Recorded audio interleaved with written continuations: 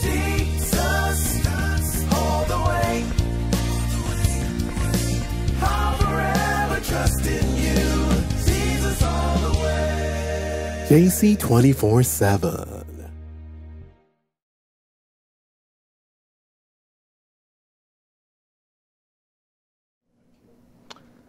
When I was much younger, I was accustomed to hearing the old adage that says, an apple a day keeps the doctor away. Well, is it always safe to keep the doctor away? Is it advisable to not visit the doctor? Well, I've invited a nurse educator and a registered nurse at that, in the person of Brother Mr. Chris Craigwell, representation from the medical fraternity, who's going to help us address some of these issues as we look at this series on the human body. This one's entitled, What's Up, Doc? What's up, Chris? Well, I'm very well, thank you. Thank you for the invitation. And thank you for taking the time off to represent the medical fraternity. You have a very big task today, and I want to start off the questions by asking this one. How do you know when somebody is healthy? Or is there a way of looking at them and you can discern whether they're healthy or not? And I'll answer you by starting with this little example. During the early 80s, when HIV/AIDS became prominent in Trinidad and Tobago, a lot of people were of the opinion that a person afflicted with HIV had a particular look. So they would look at people who they considered to be healthy and say, oh, that person can be HIV positive. Okay. But that person was HIV positive. So that direct answer to your question is that by looking at a person, you cannot tell their true state of health. Okay. Because health encompasses a number of factors. Okay. The appearance may be one of them, Okay. but not everybody who is well or ill would have a particular look. Okay, so what are some of the factors that determine one's health? Now, the World Health Organization's definition of health says that it's a state of complete mental, physical, and social well-being, and not merely the absence of disease or illness. Okay.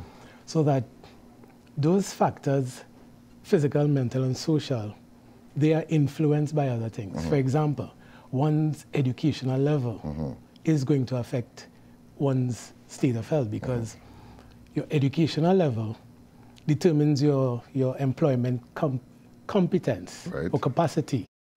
And based on the job that you get, it determines your earning power as well. Right. And your earning power will say, I can buy these kinds of foods that will satisfy the nutritional need, part of your physical factor that will influence one's health. One's physical environment plays a role in one's state of health. So if I'm in an environment where I don't have an adequate water supply, the water is not piped to the house, it's not running freely, or I have stored water, or I have to retrieve water from a facility that is not guaranteed to be the best, then that could affect my health, because I could be exposing myself to waterborne diseases. If I'm unable to manage my hygiene, my personal hygiene, then I could be predisposed to skin conditions and so on, which will also compromise my health. Okay. One's genetic makeup also determines one's state of health. So if I'm predisposed to a particular disease, for example, if I was born into a family where diabetes is prevalent, then the likelihood of me developing diabetes at a later age, or even at birth, is greater than somebody who was not born into such an environment, who doesn't have that genetic makeup. Okay. Those are just a few. So that leads me to the other question, because, you know, and permit me to cite the example you use with the HIV patient who you may think is very much healthy. There could be some persons, or I suppose most persons, who you would have to determine healthy. They have to get examined. How often should they be examined? How often should you visit the doctor? An apple a day keeps the doctor away, but that may not be advisable in some cases. Interestingly, there is no one-size-fits-all prescription when it comes to how often one should visit the doctor. The decision to visit the doctor is influenced by a few factors. One of them will be whether or not my genetic predisposition has caused me to develop a particular condition, so then I may have to go up a lot more often than somebody who does not have that type of situation. And it is also suggested that people should have examinations at least once a year. But the American Medical Association has recently determined that that may not be as necessary as we thought it was in years gone by. What they have suggested is that for adults who are between the ages of 18 and 40, they can have an examination every 5 years. So every 5 years you go to the doctor, he or she checks you out and gives you a stamp, good clean bill of health. They've also suggested that once you've passed the age of 40, then you may have an examination between 1 and 3 years duration. So you may either have it annually, you may have it biannually, or triannually. So the determination or the decision to go every year is not the rule anymore. It is influenced by the person's own state of being. But you should go. But you should go, yes. Men don't like to go, my brother. You and I suppose, I'm taking for granted that you are amongst that gender. We don't like to go. I suppose you know that as a fact. How do you influence men to go? Or what causes them in the first instance not to want to go? Yeah, and just to support what you said, yes, I'm in the gender of males. and I think the decision for men, what influences men to make the decision to visit the physician varies. The decision not to go is heavily influenced by society. And I tell you why I say that. Society has suggested that men are the stronger sex, so that men are supposed to be more resilient. So the man who cries out in pain or indicates that there's something wrong with me is no longer viewed, or he believes that he's no longer viewed as being that resilient, macho, stronger sex individual. So he doesn't want a distortion of his image. So he holds off on going to the doctor for as long as he probably can. And sometimes he holds off so long that he has to be carried by 6 other persons. That's a different story. The other thing that influences the decisions men make, or the decision men make, is that they fear that when I go to this doctor, he getting all up in my business. I have to expose myself to a doctor. And if included in his physical examination is a check of the prostate, he sees that as the most outrageous invasion of his being as a man. And he believes it emasculates him because the digital rectal examination is the thing that is best for examining the prostate. And no man, I've heard a number of men make the declaration, no doctor, I'm pushing no finger. Etc., etc. And the sad thing about it is that because we try to preserve this macho image, sometimes when we do seek help, we seek it a little too late. I think in answer to dealing with... How do you encourage us? Yes, encouraging men. It starts with education. Men, we need to say to men, and as men are more receptive to men talking with them sometimes. Say to men, look, listen, we are valuable assets of society. And in order to preserve our value, we need to preserve our health. And one of the ways to preserve our health is to visit the doctor. Because the earlier we could detect any abnormalities is the earlier that it can be treated. And so we can preserve ourselves for as long as God desires us to be around. We are going to the doctor. What are we going to do? What does a general checkup entail? One of the first things that any good physician should do when you go for a checkup is to take a history. And what the history involves is getting as much information about you as possible. So it gets about your family. And where we talked about the genetic predisposition. So it gets about your medical history, surgical history. What's your normal day like? What are the things you do in a normal day? What are your pastimes? It records your vital signs is a big word that is used. But they're really a vital signs: your heart rate, your respiratory rate, your temperature, your blood pressure. Those things are recorded as baseline data so that in subsequent visits, the doctor will compare the values that are found at the subsequent visit to what was found originally to determine whether or not there are changes in your health status. Right. They can do a urinalysis. Right. That is, they give you a container, you pass some urine, they test it quickly, Right. and could identify a few things. Right. A lot of us don't feel as though we've gone to the doctor if the doctor doesn't sound us. Right. So that one of the things involved in a medical is the doctor auscultating. That's a big Have word. mercy. Auscultate or sound. I hear you. So they listen to the way air enters and exits your lungs, Right. and they also listen to the sound of your heartbeat. Right. Those sounds give important information that will indicate the state of health that you're in. Okay. So those are the basic things. Chris, you have been in this medical or amongst the medical fraternity for the best of 30 plus years. What do you determine, what have you seen as being amongst the most prevalent diseases affecting Trinidadians? And maybe you can break it down into male and female, and by extension, the Caribbean. The data has suggested that there's not a significant difference between males and females in terms of the prevalence, the Right. disease prevalence.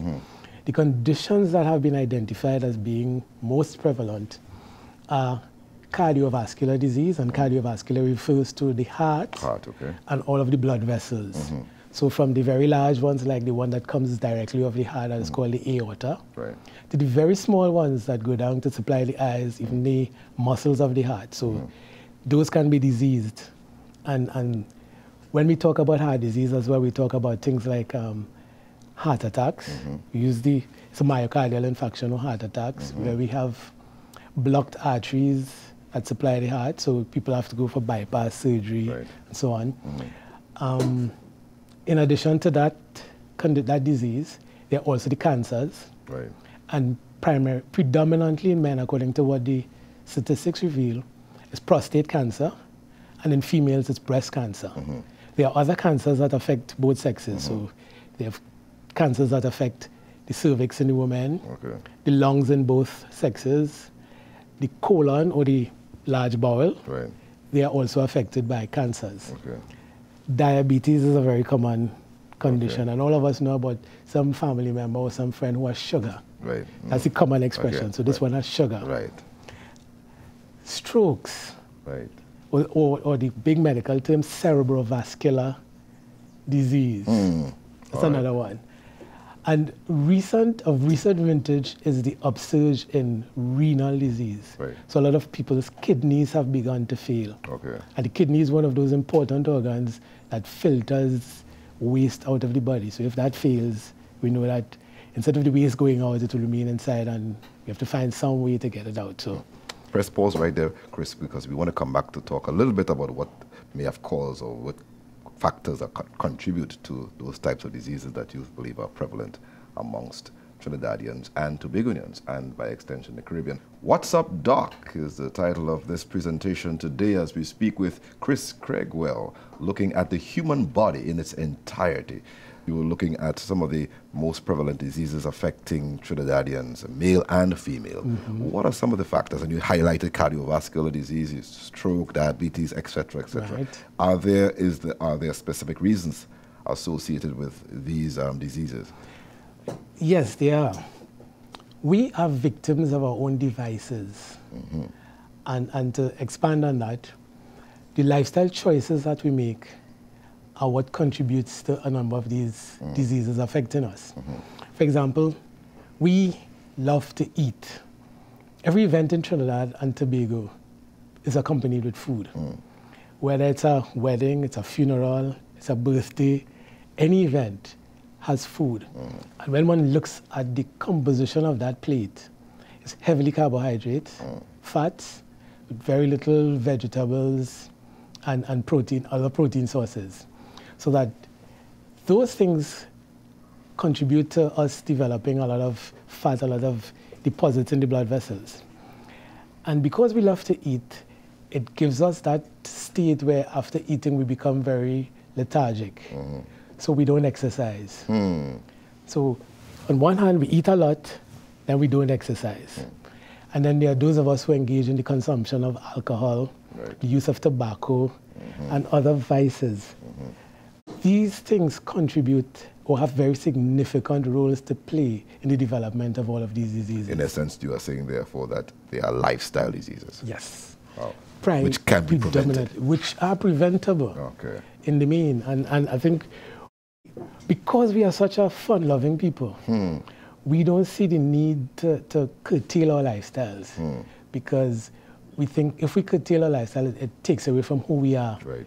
We can no longer refer to ourselves as Trinis, and Trinis loves to party and enjoy, have a good time.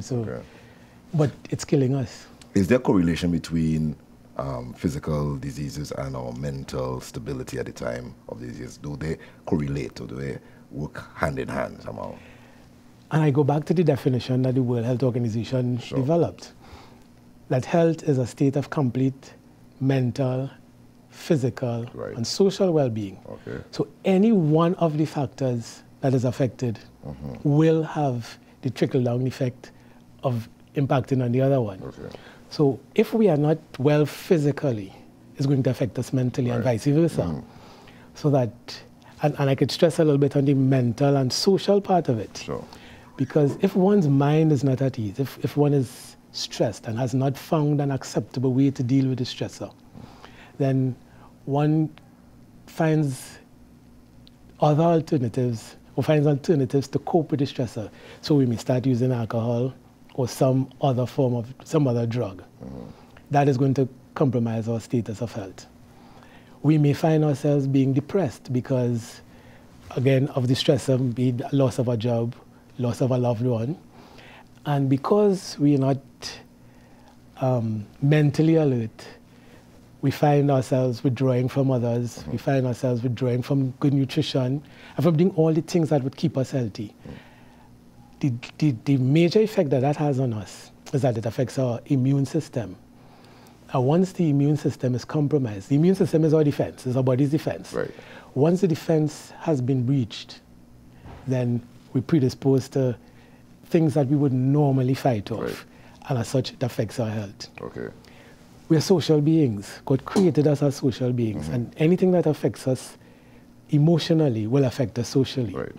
So if I have difficulty relating with you as another human being, then it's going to, again, similar to what the mental, what did happen with us mentally is going to have a similar effect. And we're not going to enjoy the quality of health. We can be affected by, or physical body can be affected by us emotionally. I've heard statements like, and I'm sure you would have heard it yourself, she grieved to death, or he grieved to death. Maybe her husband died a year ago, or his wife died a year ago, and the year after he passed away. He grieved to death. How true is that statement? If one thinks about it logically, it's not practical.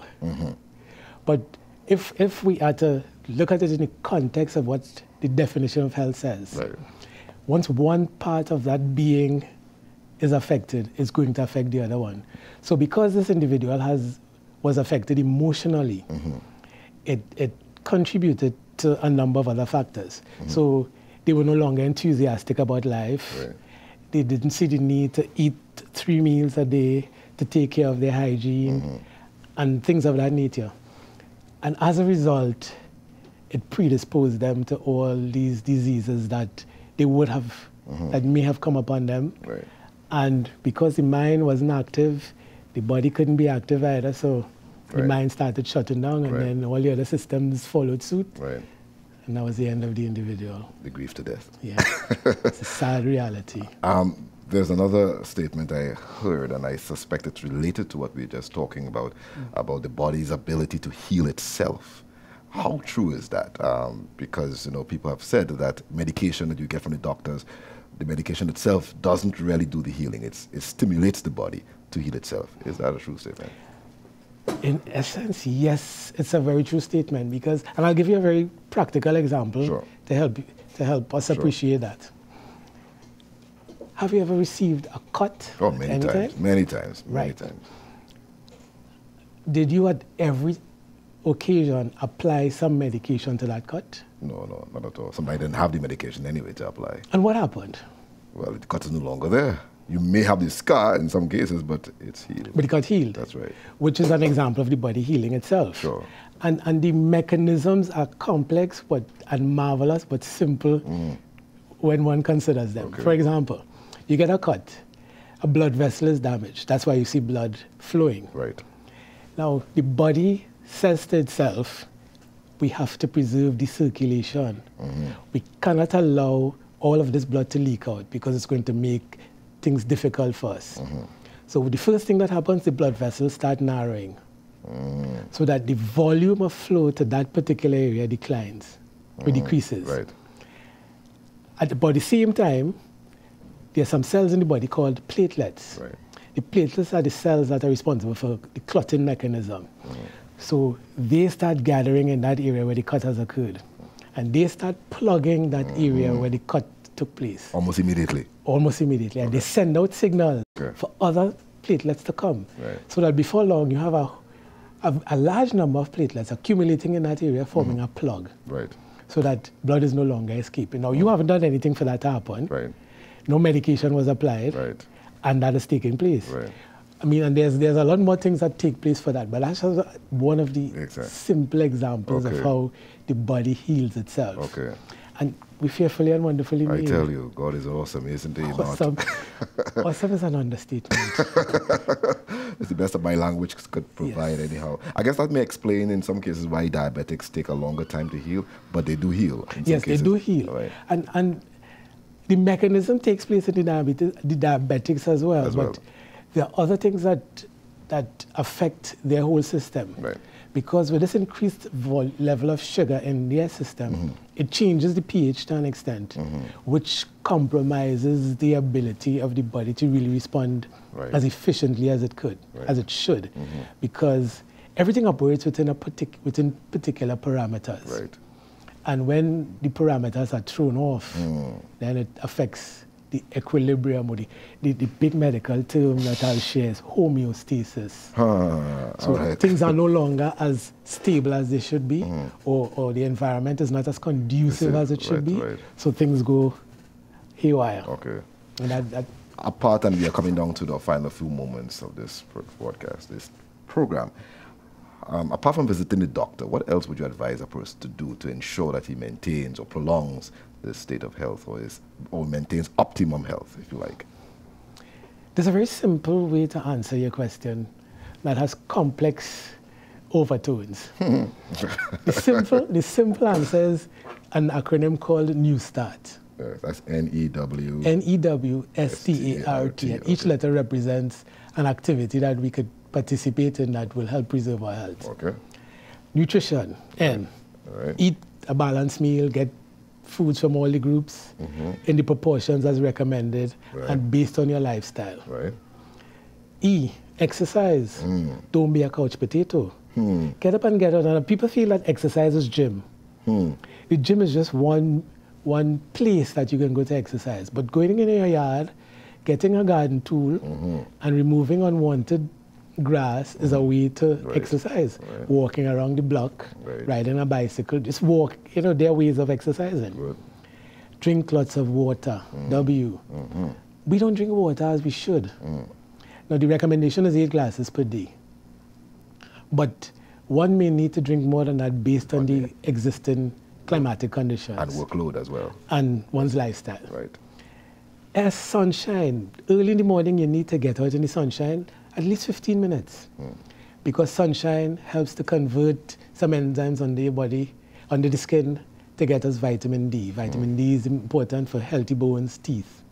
I know some folk in the temperate countries are dying to get some sun. And that's why they use artificial sun. They go for sun lamps. We have it naturally. See, there you go. There you go.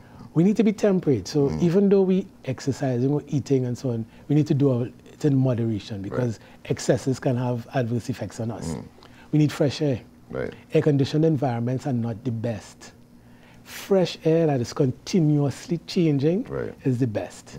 We need to rest because we have active lifestyles in Trinidad and Tobago. We go to work and we come home and party. So in between, there's no time to rest. But we need to take a break from one of them. Importantly, even though it's not listed here, we need to sleep. Right. Because a lot of our restorative work takes place when we sleep. And our prized sleep hours are between 10 p.m. and 2 a.m. Right. That's when the body heals itself. Oh, there you go. There you go. And we talk about the next T. Yeah. It's trust in God.